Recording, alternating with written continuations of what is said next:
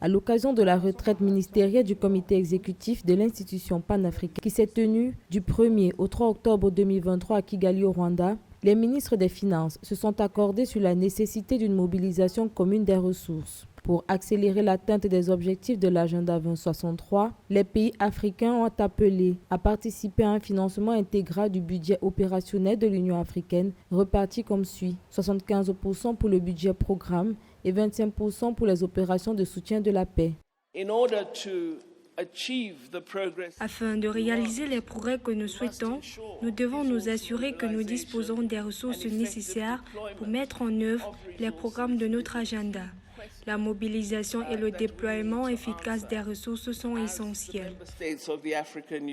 Entre 2013 et 2023, l'Union africaine a réussi la mise en œuvre de la zone de libre-échange continentale africaine et le lancement du passeport africain afin de faciliter la libre circulation des personnes et des biens. Seulement, malgré les efforts consentis, la mise en œuvre des objectifs de l'agenda 2063 ont été freinés par des flux financiers illicites.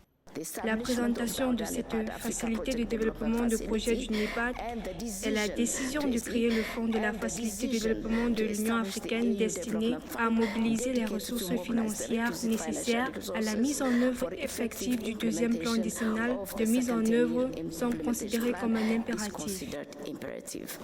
La croissance économique de l'Afrique subsaharienne devrait ralentir, passant de 3,6% en 2022 à 3,1% en 2023. Cette chute de 0,5% s'explique selon les acteurs de l'Union africaine par le coût élevé du service de la dette. Pour le second plan décennal de l'agenda 2063, l'institution panafricaine insiste sur la recherche de moyens visant à réduire les niveaux élevés de la dette au vu du budget 2023 de l'institution, estimé à 654,8 millions de dollars. Les défis en matière de ressources que nous avons identifiés couvrent un large spectre, y compris les ressources financières, humaines et naturelles dont l'Afrique a la chance de disposer.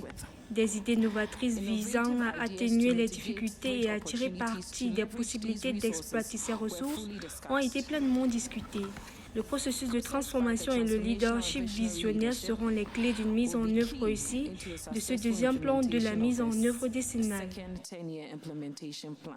Si durant la première décennie de mise en œuvre de l'agenda 2063, la grande partie du budget de l'Union africaine a été allouée aux questions de paix et de sécurité, pour les ministres des Finances, il est temps d'allouer un pourcentage plus élevé du dit budget aux projets de développement en attente.